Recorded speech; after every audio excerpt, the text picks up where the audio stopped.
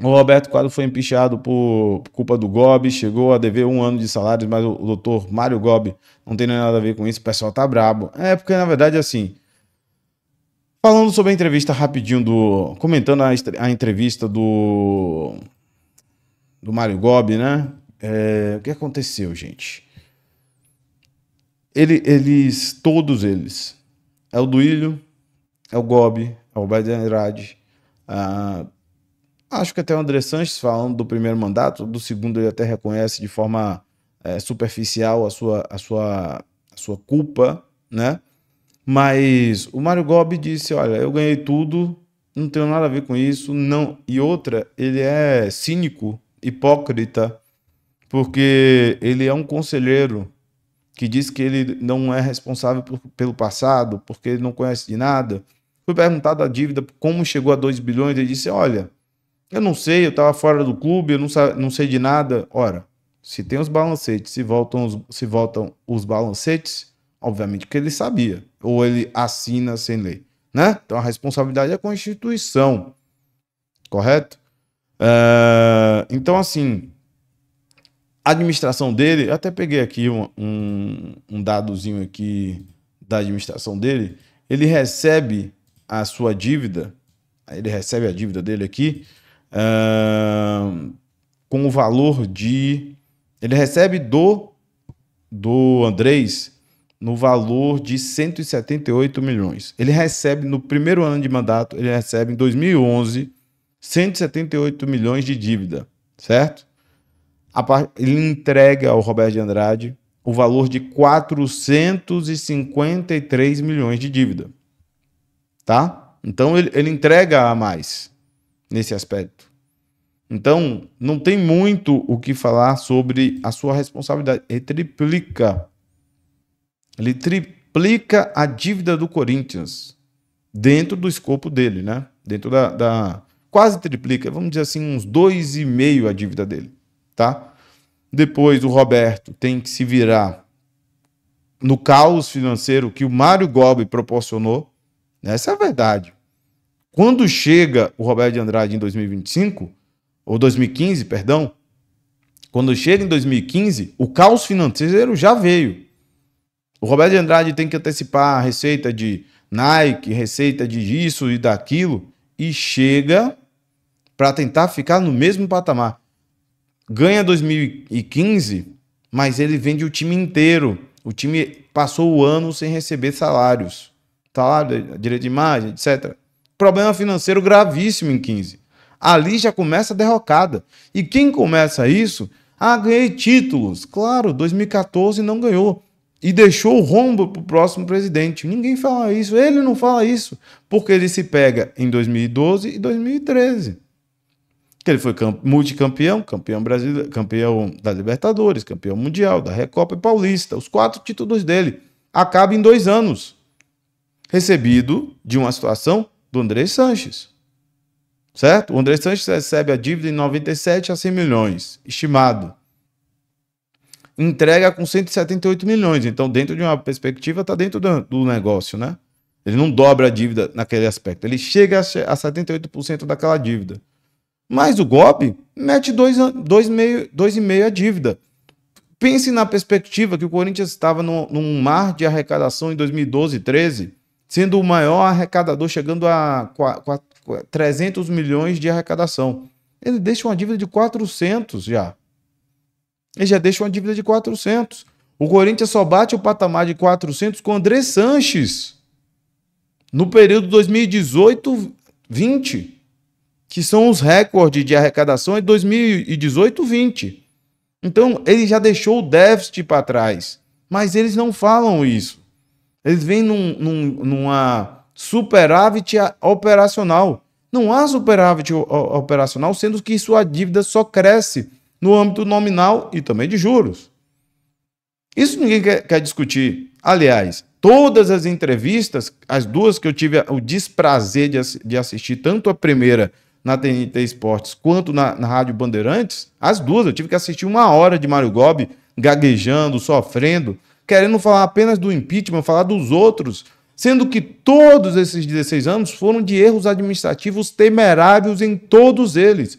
O Mário Gobi se cerca dos títulos como escudo, apenas dos títulos, porque administrativamente ele duplicou e meio a dívida nominal do Corinthians. É disso que ninguém quer falar. Por isso que a hipocrisia desses é que chama a atenção de todo mundo, de jornalistas, de torcedores, todo mundo revoltado. Porque todos participaram de um pedaço enorme da dívida do Corinthians, principalmente do André Sanches. O André Sanches é um dos responsáveis por dobrar o grosso da dívida do clube social. Porque todos eles, a partir de 2014, que é o Mário Gobi, começam a ter a questão da dívida do estádio. Então, eles pegam e anulam a dívida do estádio, que é uma dívida importante. Você está fazendo um débito. É como se você dissesse assim, eu tenho uma casa, mas eu vou fazer um financiamento e não vou colocar dívida no meu orçamento final. Foi isso que eles fizeram desde 2014. Aliás, bem antes. Mas quando eles começam a pagar.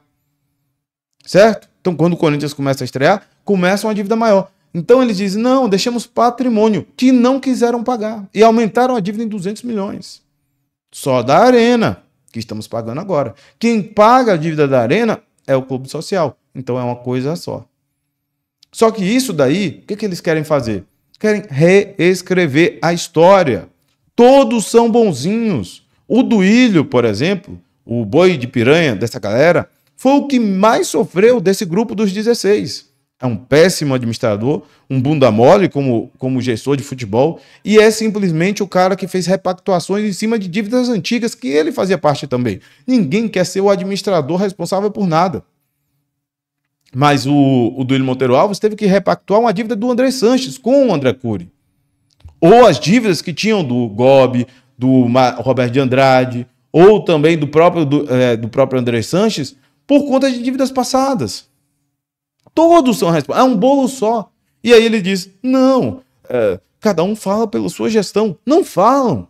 É um grupo político que se une com a mesma finalidade, continuar na mamata. E vem hipocritamente trazendo a você aquela ilusão de que não estamos fazendo isso porque em 8 meses ele responde por 4 inquéritos, quer dizer, a presunção de inocência inexiste. Aliás, nessa mesma entrevista agora da Bandeirantes, o senhor gestor, né? Gestor de 13 a 12 a 15, né? Aquele gestor maravilhoso, ele simplesmente falou, literalmente,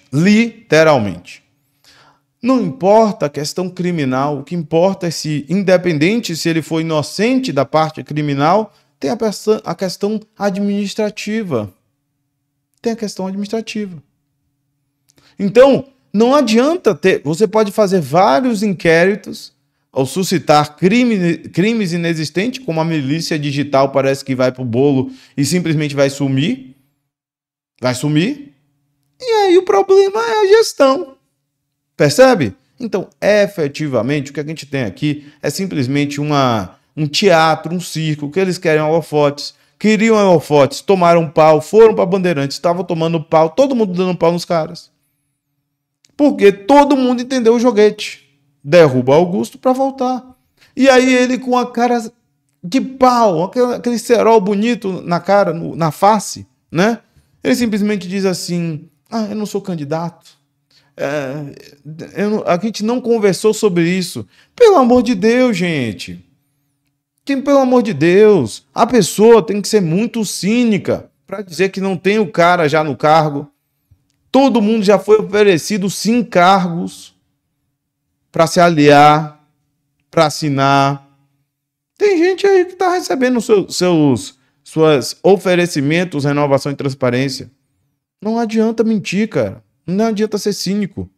Todo mundo conhece a laia de vocês. Então, ao Gobi, que eu tive desprazer de assistir por 2 oportunidades, o TNT, que ele simplesmente foi agressivo, foi humilhado, frente não só ao Ricardinho, os outros repórteres colocaram ele no lugar dele, porque ele se exalta, porque ele é confrontado, ser confrontado pega muito, e quando ele foi confrontado com a Rádio Bandeirantes, o Pretzel, a primeira já meteu no meio dele, a primeira, não teve nem 5 segundos, a primeira ele já meteu no meio dele, ele já gaguejou, já sentiu, mas eles foram mais, como eu posso dizer, mais polidos, né? Assim, no sentido de tentar manter uma entrevista o mínimo possível, mas evidentemente o que está acontecendo aqui está muito claro. Há uma movimentação, há uma insatisfação da gestão, da oposição atual, dos jornalistas favoráveis à gestão, estão todos se movimentando para acentuar, para dar mais holofote, mais microfone para essa corja, que foi uma gestão não só temerária, como criminosa, sim,